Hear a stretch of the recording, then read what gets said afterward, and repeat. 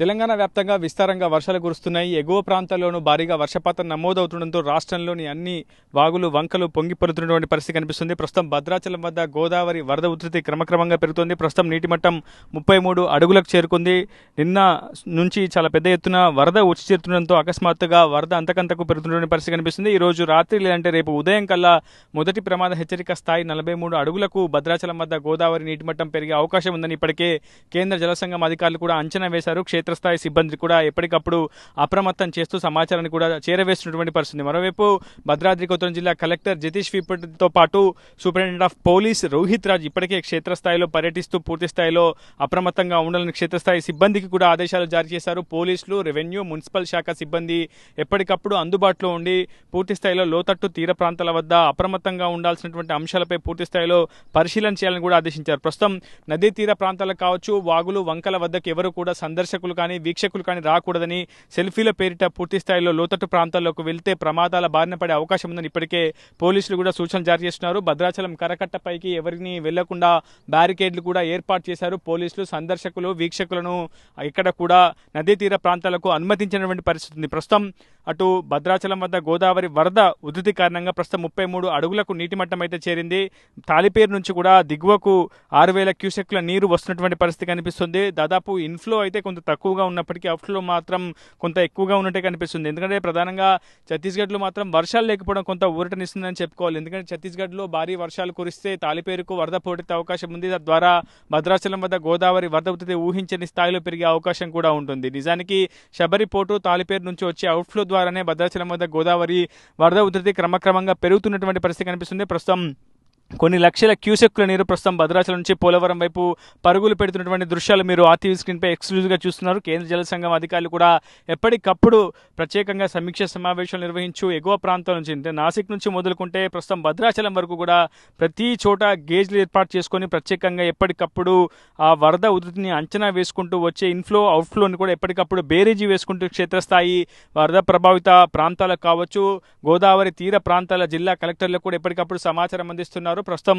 జిల్లా యంత్రాంగం అంతా కూడా పూర్తి స్థాయిలో అప్రమత్తంగా ఉందని చెప్పుకోవాలి. ఎందుకంటే భారత వాతావరణ శాఖ కూడా ఇప్పటికే హెచ్చరికలు జారీ చేసింది. రెడ్ అలర్ట్ జోన్లో భద్రాద్రి కొత్తగూడెం ఉందని చెప్పింది. చాలా స్పష్టమైనటువంటి ఆదేశాలు కూడా జారీ చేయడంతో జిల్లా కలెక్టర్ 3 చోట్ల కంట్రోల్ రూమ్లు ఏర్పాటు చేశారు. ఒకటి కలెక్టరేట్లో, మరొకటి ఐటీడీఏ కార్యాలయంలో, మరొకటి భద్రాచలం సబ్ కలెక్టరేట్ కార్యాలయంలో 3 చోట్ల ప్రత్యేకంగా అటు కంట్రోల్ రూమ్లు ఏర్పాటు చేశారు. 1077 టోల్ ఫ్రీ నెంబర్కు కాల్ చేస్తే ఎక్కడ ఏ సమస్య ఉన్న అత్యవసర పరిస్థితుల్లో కాల్ చేయాల్సింది కదా.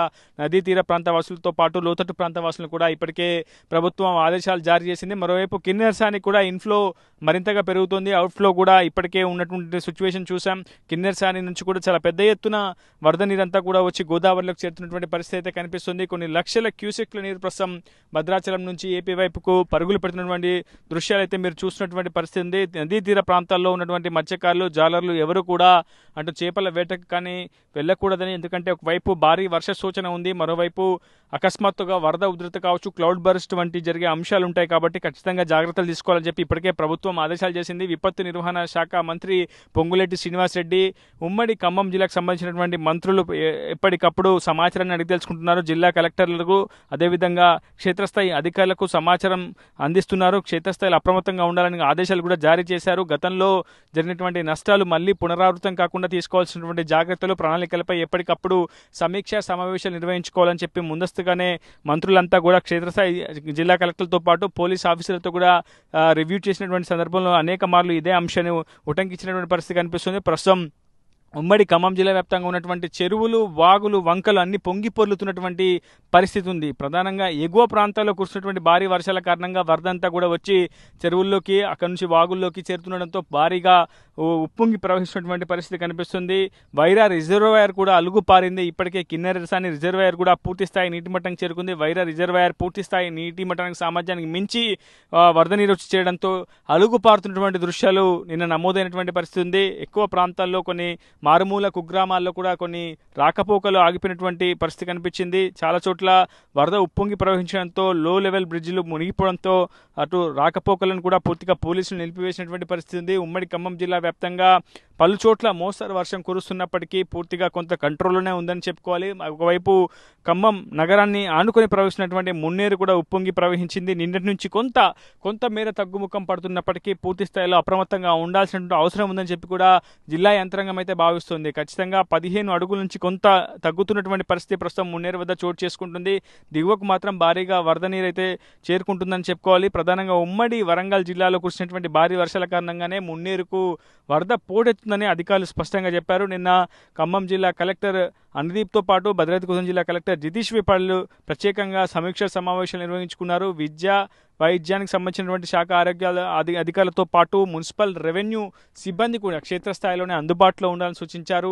కొన్ని మారుమూల కుగ్రామాలకు కనెక్టివిటీకి ఇబ్బంది అయ్యే సమస్యలు తలెత్తితే ముందస్తుగానే గర్భిణుల సమాచారం తెలుసుకోవాలి, వారిని స్థానిక పిహెచ్సి సెంటర్లకు తరలించే ప్రయత్నాలు చేయాలని కూడా అధికార యంత్రాంగం ఆదేశాలు జారీ చేసింది. ఇకపోతే భద్రాచలం గోదావరికి సంబంధించి ప్రతి ఏటా జూలై లేదా ఆగస్టులో ఎక్కువగా వరదలు వస్తుంటాయి. సో ఈసారి కూడా ఈ సీజన్లో వర్షాకాలం సీజన్లో కూడా భారీగా వరదలు వచ్చే అవకాశం ఉందని చెప్పుకోవాలి. అయితే ప్రధానంగా మహారాష్ట్రలో నిన్న మొన్నటి వరకు భారీగా వర్షాలు కురిశాయి. ఇప్పుడు ప్రస్తుతం కొంత అక్కడ పరిస్థితి నిలకడగానే ఉందని చెప్పుకోవాలి. ఇకపోతే ఛత్తీస్గఢ్లో వర్షాలు లేకపోవడం కొంత భద్రాచలం వద్ద వరద ఉధృతి తగ్గడానికి కారణమని చెప్పుకోవాలి. ఛత్తీస్గఢ్లో ఒకవేళ భారీ వర్షాలు నమోదైతే మాత్రం ఖచ్చితంగా తాలిపేరుకు భారీగా ఇన్ఫ్లో ఉంటుంది. తాలిపేరుకు ఇన్ఫ్లో ఉంటే యాజ్ ఇట్ ఈస్గా అవుట్ఫ్లో కూడా పెరిగే అవకాశం ఉంటుంది. సో తాలిపేరు ప్రాజెక్టు ప్రస్తుతం కేవలం 2 గేట్లు మాత్రమే ఎత్తారు.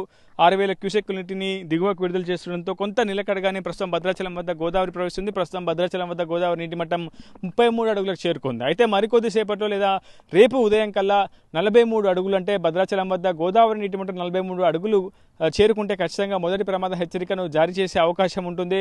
48 అడుగుల వద్ద రెండవ ప్రమాద హెచ్చరిక, 53 అడుగుల వద్ద మూడవ ప్రమాద హెచ్చరికను జారీ చేస్తూ ఉంటారు. సో గతంలో లాగా ఎటువంటి సమస్యలు తలెత్తకుండా ముందస్తుగానే జాగ్రత్త తీసుకోవడం ద్వారానే సమస్యను ముందస్తుగానే పరిష్కరించవచ్చని, పునరావాస కేంద్రాల విషయంలో ముందస్తుగానే ప్రణాళికలు సిద్ధం చేసుకోవాలని, ఎక్కడికక్కడ లోతట్టు ప్రాంతాలకు సంబంధించినటువంటి మ్యాపింగ్ ప్రక్రియను కూడా ఇప్పటికే జిల్లా యంత్రాంగం అంతా కూడా పూర్తి చేసుకుంది. ప్రస్తుతం 33 అడుగుల వద్ద భద్రాచలం వద్ద గోదావరి నీటి మట్టం నమోదైంది. రేపు ఉదయం కల్లా 43 అడుగులకు చేరుకుంటుందని కేంద్ర జల సంఘం అధికారులు అంచనా అయితే వేస్తున్నారు. మరి వేచి చూడాలి. అసలైన తొలి వెలుగు. ఫాలో వాట్సాప్ @తొలి వెలుగు official.